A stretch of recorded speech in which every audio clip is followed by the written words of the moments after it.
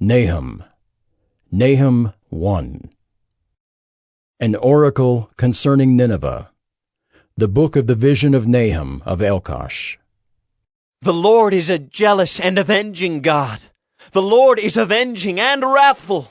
The Lord takes vengeance on his adversaries and keeps wrath for his enemies. The Lord is slow to anger and great in power, and the Lord will by no means clear the guilty. His way is in whirlwind and storm, and the clouds are the dust of his feet. He rebukes the sea and makes it dry. He dries up all the rivers. Bashan and Carmel wither. The bloom of Lebanon withers. The mountains quake before him. The hills melt. The earth heaves before him. The world and all who dwell in it. Who can stand before his indignation? Who can endure the heat of his anger? His wrath is poured out like fire, and the rocks are broken into pieces by him. The Lord is good, a stronghold in the day of trouble. He knows those who take refuge in him.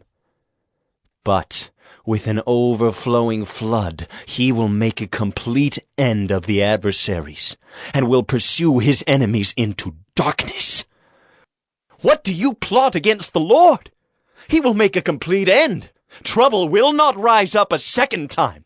For they are like entangled thorns, like drunkards as they drink. They are consumed like stubble fully dried. From you came one who plotted evil against the Lord, a worthless counselor. Thus says the Lord, though they are at full strength and many, they will be cut down and pass away. Though I have afflicted you, I will afflict you no more.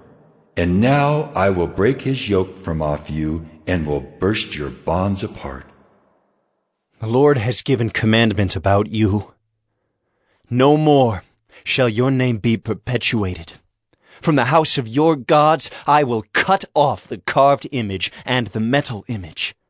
I will make your grave, for you are vile. Behold, upon the mountains, the feet of him who brings good news, who publishes peace. Keep your feasts, O Judah. Fulfill your vows, for never again shall the worthless pass through you. He is utterly cut off. Nahum 2. The scatterer has come up against you. Man the ramparts.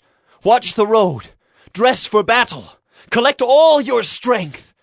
For the Lord is restoring the majesty of Jacob as the majesty of Israel.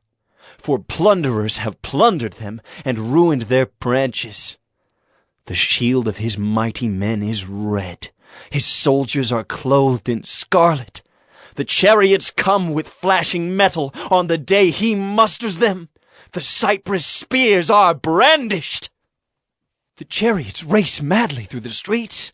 They rush to and fro through the squares. They gleam like torches. They dart like lightning. He remembers his officers. They stumble as they go. They hasten to the wall. The siege tower is set up. The river gates are opened. The palace melts away. Its mistress is stripped. She is carried off. Her slave girls lamenting, moaning like doves and beating their breasts.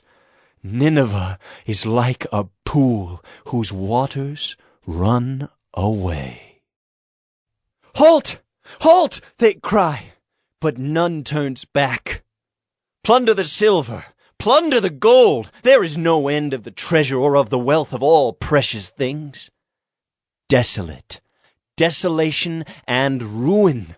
Hearts melt and knees tremble. Anguish is in all loins. All faces grow pale. Where is the lion's den? The feeding place of the young lions, where the lion and lioness went, where his cubs were, with none to disturb. The lion tore enough for his cubs and strangled prey for his lionesses. He filled his caves with prey, and his dens with torn flesh. Behold, I am against you, declares the Lord of hosts, and I will burn your chariots in smoke, and the sword shall devour your young lions. I will cut off your prey from the earth, and the voice of your messengers shall no longer be heard. Nahum 3. Woe to the bloody city, all full of lies and plunder, no end to the prey. The crack of the whip and rumble of the wheel, galloping horse and bounding chariot, horsemen charging, flashing sword and glittering spear, hosts of slain, heaps of corpses, dead bodies without end.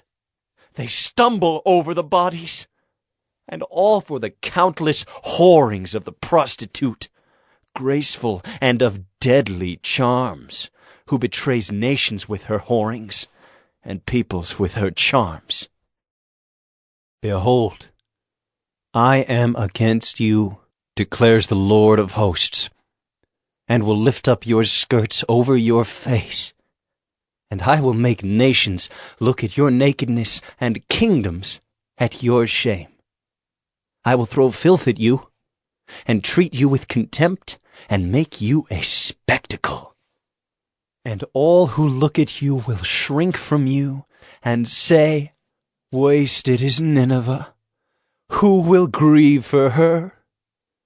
Where shall I seek comforters for you? Are you better than Thebes, that sat by the Nile, with water around her, her rampart a sea, and water her wall? Cush was her strength, Egypt too, and that without limit. Put and the Libyans were her helpers. Yet she became an exile. She went into captivity. Her infants were dashed in pieces at the head of every street. For her honored men, lots were cast, and all her great men were bound in chains. You also will be drunken. You will go into hiding. You will seek a refuge from the enemy. All your fortresses are like fig trees with first-ripe figs. If shaken, they fall into the mouth of the eater. Behold, your troops are women in your midst. The gates of your land are wide open to your enemies. Fire has devoured your bars. Draw water for the siege. Strengthen your forts. Go into the clay, tread the mortar, take hold of the brick mold. There will the fire devour you. The sword will cut you off. It will devour you like the locust. Multiply yourselves like the locust. Multiply like the grasshopper. You increased your merchants more than the stars of the heavens. The locust spreads its wings and flies away.